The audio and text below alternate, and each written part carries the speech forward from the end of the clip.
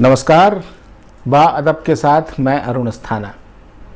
हमारे प्रधानमंत्री श्री मोदी जी आज फ्रंट पर थे लद्दाख में, और उनका वहाँ जाना एक बहुत मजबूत और बहुत बड़ा कदम है। एक बहुत साफ संदेश गया है उन सबको जिनको संदेश देने की इस समय ज़रूरत है कि वो भारत को हल्के में ना ले। सिर्फ उन लोगों को जो सीमा के उस तरफ बैठे हैं ये संदेश नहीं है, बल्कि जो सीमा के अंदर बैठे हैं उनके लिए भी ये संदेश है। और इसीलिए आज मैं काफ़ी अखबारों की और वेबसाइटों पर और वीडियोस देख रहा था और ट्विटर और फेसबुक वगैरह पे लोगों के कमेंट्स पढ़ रहा था, और लग रहा था कि जो प्रधानमंत्री के और सरकार के आलोचक हैं वो उनका सुर आज थोड़ा नरम है। प्रधानमंत्री जी ने जो बातें सर्वदलीय बैठक के वक्त कही थी, उससे आगे आकर उन्होंने आज जो कदम उठाया है, इन दोनों के बीच में बहुत बड़ा फ़र्क है। और अब सिर्फ चीन को ही नहीं, उन लोगों को भी इस बात पर गंभीरता से सोचना चाहिए कि जो भारत कर सकता है उसकी वो कल्पना भी नहीं कर सकते हैं। इनमें पाकिस्तान भी है और चीन के जो इस समय जो नए नए दोस्त बन रहे हैं वो भी शामिल हैं। उन सबको अब शायद ये समझना पड़ेगा कि भारत से कोई भी किसी भी तरह का टकराव लेना जोखिम का काम है। तो प्रधानमंत्री जी आज जहाँ पर थे लद्दाख में, उस जगह का नाम है नीमू, और नीमू जो है 11,000 फीट की ऊंचाई पर है। तो प्रधानमंत्री ने उस ऊंचाई से जो संदेश दिया है वो बहुत साफ है। पहले रक्षा मंत्री राजनाथ सिंह जी को वहां जाना था, लेकिन ऐन मौके पर उनका दौरा कैंसिल करके प्रधानमंत्री जी खुद फ्रंट पर गए, खुद हमारे सैनिकों के बीच में गए, खुद उनसे बातचीत किया, खुद स्थिति का जायज़ा लिया। तो आज बाअदब में इस बात पर चर्चा करने के लिए और प्रधानमंत्री की इस यात्रा का विश्लेषण करने के लिए हमारे साथ हैं एक बड़े पत्रकार भारत के, जिनका नाम है शरद गुप्ता, और जो आजकल अमर उजाला के राजनीतिक संपादक हैं। हाँ शरद जी, आपका स्वागत है बाअदब में। और आप प्रधानमंत्री जी आज फ्रंट पर गए जी, और एक बड़ा संदेश देने की कोशिश है। आप इसे कैसे देखते हैं? दरअसल प्रधानमंत्री 3-4 फ्रंट पे एक साथ उन्होंने चीन पे आक्रमण किया है, और मैं इसे आक्रमण इसलिए कह रहा हूं क्योंकि सेना के साथ अगर आप फ्रंट लाइन में खड़े होते हैं, और उस पर चीन ने रिएक्ट भी किया है कि प्रधानमंत्री मोदी के इस कदम से चीजें और बिगड़ सकती हैं। दरअसल 2 महीने से भी ज्यादा समय हो गया है और चीन आके हमारी सीमा पे बैठा हुआ है, और बल्कि जो कुछ नक्शे मीडिया में आए हैं उनके अनुसार करीब 50 वर्ग किलोमीटर जमीन हमारी चीन ने कब्जा कर ली है या उस पर आके बैठ गया है, और हम बार बार कह रहे हैं कि इसको खाली करो, और वो खाली नहीं कर रहा है। हालांकि प्रधानमंत्री का कहना कुछ और था। उन्होंने जब ऑल पार्टी मीटिंग हुई तो उसमें उन्होंने कहा कि हमारी 1 इंच जमीन पे भी चीन का कब्जा नहीं है। तो उसको लेके बड़ा आलोचना भी हुई। ये कहा गया कि शायद वो जो पेंगोंग लेक का इलाका है, फिंगर 4 से लेके फिंगर 8 तक, उसको वो भारत की ज़मीन नहीं मानते हैं, या गलवान घाटी जो है उसको वो भारत की ज़मीन नहीं मानते हैं। तो एक तो ये है कि प्रधानमंत्री इस मोर्चे पे लड़ रहे थे कि सब सेना से जो परसेप्शन बना है हमारे 20 जवानों के मारे जाने से कि हम चीन से लड़ नहीं पा रहे हैं। तो उन्होंने 4 तरीके से इस परसेप्शन को दूर करने की कोशिश की। पहला कि आपसी बातचीत चल ही रही थी, उन्होंने और थोड़ा एग्रेसिव बातचीत की और कहा कि साहब किसी भी सूरत में आप इसको डी एस्केलेशन कीजिए, सेनाएं अपनी पीछे ले जाइए। चीन कई बार एग्री कर चुका है लेकिन वो खाली नहीं हो रही है, तो ये फेल हो गई। भारत ने दूसरा ऑफेंसिव किया कि जितने बड़े देश हैं, रूस है, फ्रांस है, अमेरिका है, सबसे बात की गई कि भाई आप लोग भी दबाव बनाइए, क्योंकि अमेरिका ऑलरेडी चुनाव के दौर में है, अंतिम चरण का चुनाव है वहाँ पे राष्ट्रपति का, तो वो बहुत अधिक इसमें करने की स्थिति में नहीं है। लेकिन फ्रांस ने कैटेगोरिकली स्पष्ट रूप से चीन की आक्रामक नीति की आलोचना की और कहा कि भारत के साथ हम खड़े रहेंगे। लगभग इसी तरीके का बयान रूस का भी आ गया।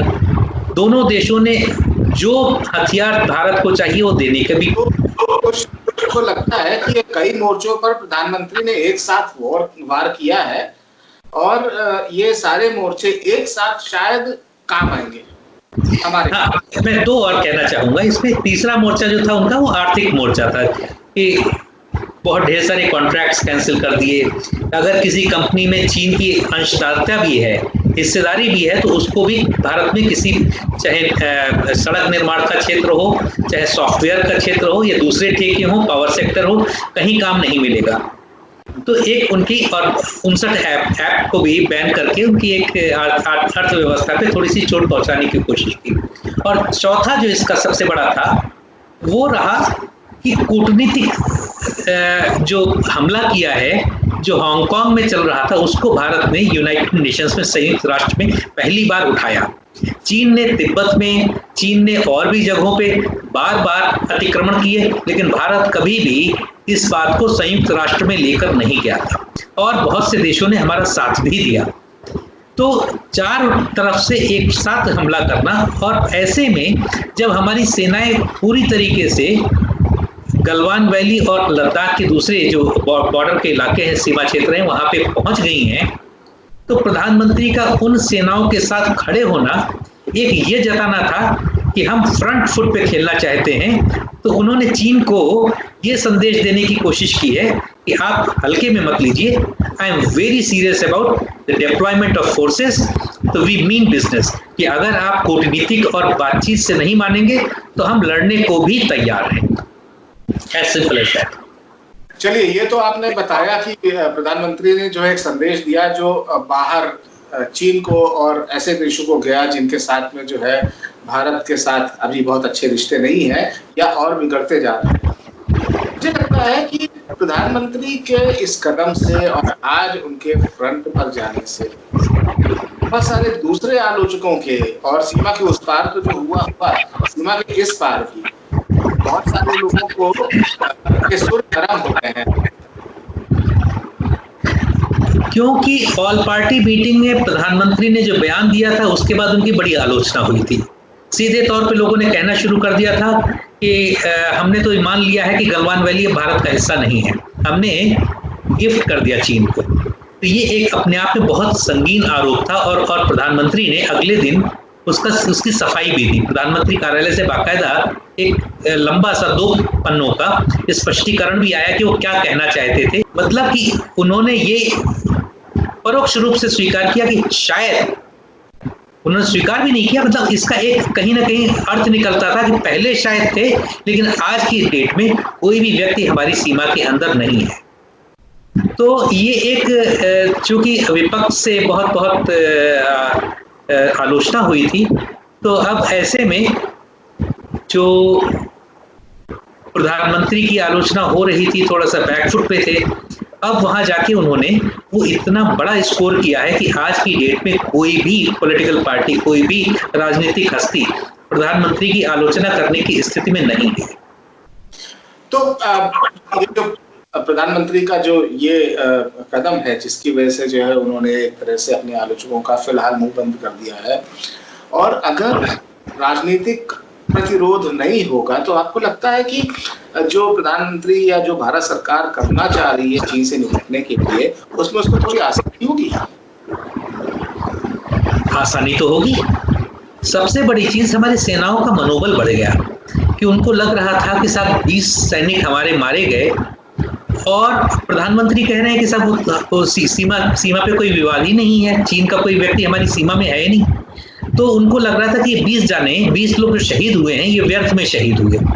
और अगर आप देखिए तो उस बयान के तुरंत बाद इतने ढेर सारे पूर्व सैन्य प्रमुखों के बयान सोशल मीडिया में आ गए, सारे के सारे बड़े निराशाजनक थे, बहुत निराशा में डूबे हुए थे कि बताइए हमारी राजनीतिक लीडरशिप हमारी सेनाओं के साथ नहीं खड़ी है, 20 लोग शहीद हो गए और वो कह रहे कोई विवाद ही नहीं है। तो वो प्रधानमंत्री ने आज के कदम से उस तरीके की जो आलोचनाएं थी उनको खामोश कर दिया है। अब न सैन्य, न डिप्लोमेट, तो कोई भी व्यक्ति और न राजनीतिक, तो और मीडिया तो पहले से ही साथ है प्रधानमंत्री के, तो अब कहीं किसी क्वार्टर से प्रधानमंत्री की आलोचना हो नहीं रही है। जो जिन सारे तत्वों को साथ में आना चाहिए था, सारे एलिमेंट्स इस समय प्रधानमंत्री के साथ हैं, समर्थन में है, भारत सरकार जो कर रही है उस पे। तो अब इस हाल में जब प्रधानमंत्री के पास बिल्कुल सब कुछ खुला रास्ता है, नियर फ्यूचर क्या है चीन के साथ इस विवाद का, कुछ समझ में आता है क्या? बिल्कुल, देखिए हम ये तो कोई ज्योतिषी तो नहीं है कि बता दें कि सब कल क्या होगा, लेकिन आज की स्थिति में विकल्प क्या है इस पे चर्चा जरूर हो सकती है। तो विकल्पों में जैसे मैंने बताया 4 विकल्प हैं, कि बातचीत से आप मान जाइए, आप जो सीमा पर आए हैं, जो आप फिंगर 4 पे आ गए हैं, और बल्कि बीच में खबरें ये भी आई थी कि फिंगर 4 से वो बढ़ते हुए फिंगर 3 के रास्ते पे भी बढ़ रहे हैं थोड़ा थोड़ा सा। हाँ, फिंगर 8 से फिंगर 4 पे आ गए थे और फिंगर 4 से फिंगर 3 की ओर बढ़ रहे हैं। दूसरी ओर बीजेपी के ही एक सांसद हैं, राज्यसभा सांसद हैं, डॉक्टर सुब्रमण्यम स्वामी, बड़े अर्थशास्त्री हैं, बहुत तेज तर्रार हैं, हिंदूवादी व्यक्ति हैं। उन्होंने एक ट्वीट किया अभी हाल में, और चूंकि वो सत्ताधारी बीजेपी की ओर से आया था तो उसकी गंभीरता समझी जा सकती है। उन्होंने कहा कि साहब इस पूरे विवाद में लोगों का ध्यान नहीं गया, लेकिन जो 3 साल पहले डोकलाम में हमने जो एक समझौता किया था भूटान और चीन की सीमा पे, जो डोकलाम है, 73 दिन तक, मतलब लगभग 2.5 महीने तक वो तनातनी चलती रही थी। और डॉक्टर सुब्रमण्यम स्वामी का कहना था कि उस एग्रीमेंट को उसने रद्द कर दिया है, रद्दी की टोकरी में डाल दिया है और वापस डोकलाम की सीमा पर आ गया है। तो ये बहुत गंभीर आरोप था और सरकार ने अभी तक इस पे कोई सफाई नहीं दी है। तो अगर ऐसा होता है तो इसका मतलब भूटान की सीमा से लेके और सीधे लद्दाख तक, तो ये बहुत बड़ी 3,500 किलोमीटर की सीमा है। और अगर बातचीत से मुद्दा नहीं निपटता, जो अभी तक 2.5 महीने हो गए हैं, नहीं निपटता दिख रहा है, और अगर ये मुद्दा नहीं निपटता है तो भारत के पास बहुत अधिक विकल्प नहीं रह जाएंगे। हम उनके ऐप पे प्रतिबंध लगा के चीन को घुटनों के बल नहीं ला सकते। हम उनके 2-4 ठेके कैंसिल कर दें, उससे हम चीन को घुटनों के बल नहीं ला सकते हैं। तो अब आप जियो पॉलिटिकल उसमें देखिए तो हो ये रहा है कि जो पहले एक 2 ध्रुवीय व्यवस्था थी, एक ध्रुव अमेरिका होता था, दूसरा रूस होता था, लेकिन अब चीन ने उसको रिप्लेस कर दिया है। तो इसी तरीके से चीन चाहता है कि भारत भी अमेरिका को छोड़ के उनकी अधीनता, उनको एक डोमिनेंट फोर्स की तरह एशिया में स्वीकार करे। तो इसमें मेरा एक और छोटा सा ऑब्जर्वेशन है कि पिछले 10 से 15 साल के दौरान एक चीज और थोड़ा सा मिस हुई है। अगर आप ख्याल करें तो एक बहुत बड़ा ग्रुप हमने बनाया था जिसका नाम था गुट निरपेक्ष देश, नॉन अलाइंड मूवमेंट। जी, नॉन अलाइंड मूवमेंट नाम जो था, उसमें करीब 150 देश थे। रूस के साथ करीब 15-20 देश थे, अमेरिका के साथ भी 15-20 देश थे, लेकिन 150 देशों का एक समूह था नॉन अलाइंड मूवमेंट, गुट निरपेक्ष देश आंदोलन। और वो पिछले 15 वर्षों के दौरान कहाँ है, किस हालत में है, कुछ पता नहीं। तो अगर मेरा कहना है कि थर्ड फोर्स एक्टिव होता तो हो सकता है कि एक जो हम डिप्लोमेटिक दबाव बनाने की कोशिश कर रहे हैं, तो हम अपनी बात और मजबूती से कह सकते थे कि भाई ना हम रूस के साथ हैं, ना हम अमेरिका के साथ हैं, ना हम चीन के साथ हैं, हम गुट निरपेक्ष देश हैं और हम किसी की दादागिरी नहीं सहन करेंगे। अच्छी बात हुई आपसे शरद, और बादब में आप आए, इसके लिए बहुत बहुत धन्यवाद। हम बात करते रहेंगे जरूर। तो ये थे शरद गुप्ता, और जैसा कि आपको अब तक पता चल गया होगा शायद कि चीन का इस पर रिएक्शन भी आ गया है, भारत के प्रधानमंत्री के फ्रंट पर जाने का रिएक्शन भी आ गया है और उसका कहना है कि हम लोग बातचीत कर रहे हैं और ऐसे में कोई भी पक्ष ऐसा कदम ना उठाए जिससे स्थिति और बिगड़े, यानी असर पड़ा है। अब देखना यह है कि आज के इस मजबूत कदम के बाद, इस एक ज़बरदस्त चेतावनी के बाद भारत सरकार अगला कदम ऐसा कौन सा उठाती है जो चीन को उसके कब्ज़े वाले, जो हमारे क्षेत्रों पर उसने कब्ज़ा कर रखा है, उससे वापस हटाने में कारगर हो। कल फिर मिलेंगे कुछ नए सवालों के साथ। नमस्कार।